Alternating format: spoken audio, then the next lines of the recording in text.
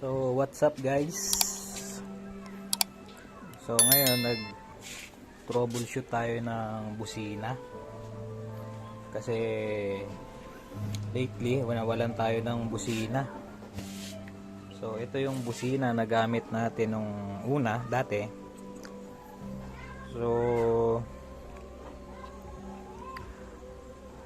tinest ko siya. So talagang ano na siya, hindi na siya pwede. Kasi dahil dito sa kalawang niya sa may terminal.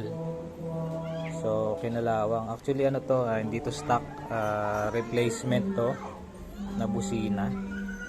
Kasi dati yung stock busina ko, akala ko sira na. Hindi kasi hindi kasi bigla kasi hindi na tumunog. So napabili ako ng wala sa oras ng na replacement. So ito yung nabili ko. So ngayon hindi na rin siya tumutunog. So nakikita kong dahilan dahil siguro dito sa kalawang sa terminal, or possible na sira na rin talaga siya. Palitin rin talaga siya. So kinuha ko ulit yung stock na busina ko, ito. So tinest ko, okay siya, gumagana pa. So ang nakita kong pagkakaiba nilang dalawa is ditong terminal. Ang terminal kasi nitong sa stock, bronze. Kaibahan dito sa replacement na bakal. So kinalawang, ayan o, kinalawang. So ayan. So ayan. So ito ang ikakabit ko ngayon, ito yung stock. So nakita ko kasi na ano pa siya, good pa siya. Akala ko kasi dati sira na. So at isa pang nakita kong dahilan, kung share tips lang guys, ang isa rin nakikita kong dahilan kung bakit pumapalya yung mga busina natin. Nung binuksan ko yung ito nga, kinalas ko yung sa motor natin.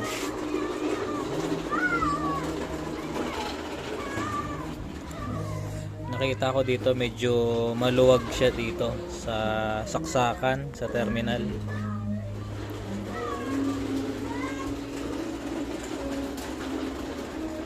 Ito, maluwag siya. At saka isa pa dito sa may push button switch, pakita ko sa inyo guys. So share lang tong tips na to guys, kung sakaling magkaroon din kayo ng ganitong issue sa busina nyo, o kung pumalya bigla yung busina nyo, pwede nyong gayahin to. Ginawa ko. So isang nakita kong dahilan dito, ito kanina napaka corroded siya. Corroded itong dalawa, ito at saka ito yan, super corroded. Kaya pag nagdikit silang dalawa, actually nagdidikit lang talaga yan pag pinindot natin yan, magdidikit yan dalawa. Ayan, ang nakita ko kanina, super corroded silang dalawa. Kaya yung contact, nawawala yung contact nila sa isa't isa. Kaya pumapalya yung busina natin. Bola lang yan. So ayan, so ang ginawa ko, niliha ko lang yung yung magkabilang ulo, niliha ko lang para matanggal yung corrosion. So ayan, medyo okay na, nilinis ko na. So ayan lang guys, pag mga sakaling pumapalya yung busina nyo, so try nyo rin linisin yung mga dito. Ayan, pinakita ko yung switch na yan. So try nyong linisin lang, instead na bumili kayo ng busina, o kaya dalhin nyo agad sa mekaniko. So makakatipid din kayo kung i-DIY nyo na lang. So i-check nyo muna dito kung okay pa, kasi mga mekaniko, i-check din naman nila yan kung madumi na yan, or okay pa, or kung talagang sa busina ang problema, kung talagang palitin na. So yan yung mga dapat natin i-check. So yan. So actually talaga yung busina ko kanina talagang sira na. Ito, sira na talaga to. Ayan, replacement. Talagang masasabi ko na mas matitibay talaga yung mga stock parts, guys, kumpara sa mga binibili natin na replacement. Isa ko na kasi nakita sa stock, ito yung terminal niya bronze, hindi ako nagkakamali, bronze. So yung dun sa mga sa mga replacement, yan ay steel lang. So ikabit na natin, guys, pakita ko sa inyo.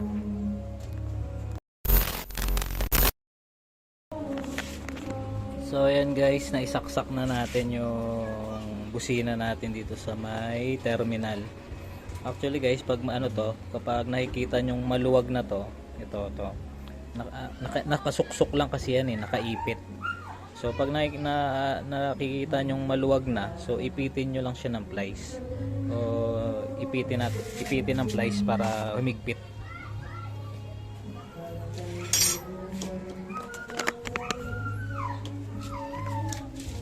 So ganito lang ang gawin nyo, guys, pag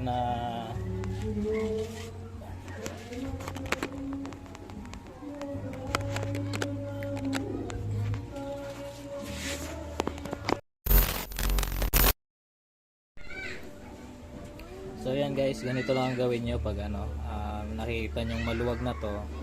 So ganito lang, ipitin nyo lang ng plies.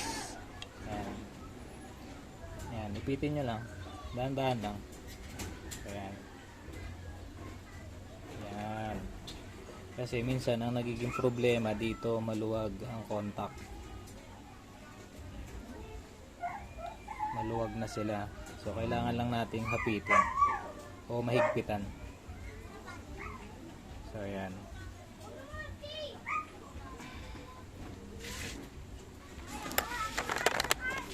So try nating buhayin kung tutunog talaga.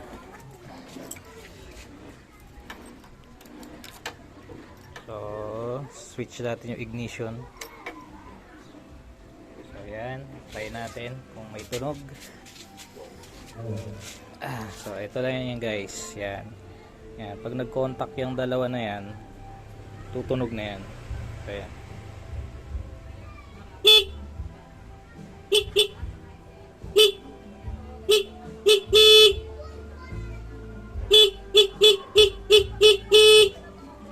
So ayan, guys, all goods na ang ating busina. So nakita nyo kung paano ang ginawa ko. So kayo din, pag nagkakaroon kayo ng ganitong problema, i-troubleshoot nyo lang, huwag kayo matakot, i-check nyo lang. Ayan, mag DIY na lang kayo. So at sa puntong ito, nakatipid tayo. Hindi na tayo nagpunta sa mekaniko, nakatipid tayo. So ganun lang, guys. Pag may mga konting minor problem lang naman to, yung mga minor issue sa mga motor natin. So kaya na natin i-DIY yan. So yan. So yan, okay, all goods na, guys. So ang gagawin na lang natin is ibalik yung ating pinagkakalas. So yan, babalik natin yan. So balik natin to. Ayan. So yan, all goods na.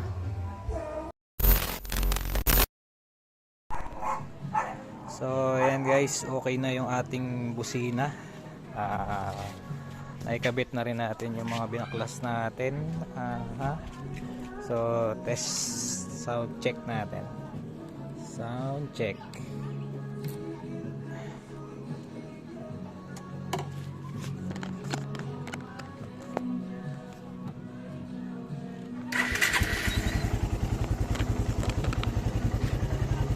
So yan, okay na.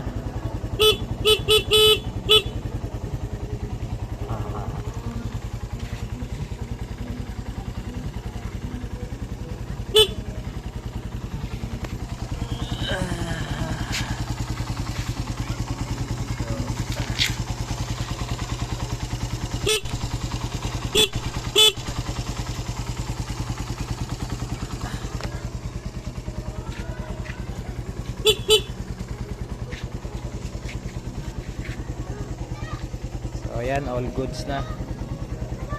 Okay na siya. Buong buo na ang ating busina. So ganun lang guys, pag mga may depektibo sa motor nyo, check nyo lang yung ano, susugin, try nyo lang susugin yung mga possible na connection nya. Tulad nito, chinek natin yung switch, and then yung outlet nya rito, yung pinakang terminal nya, ito. So nakita natin na parehong maluwag at ito ay puro corrosion na, kaya pumapalya yung ating busina. So yun lang guys, ganun lang simple. So ayun, thank you, that's all.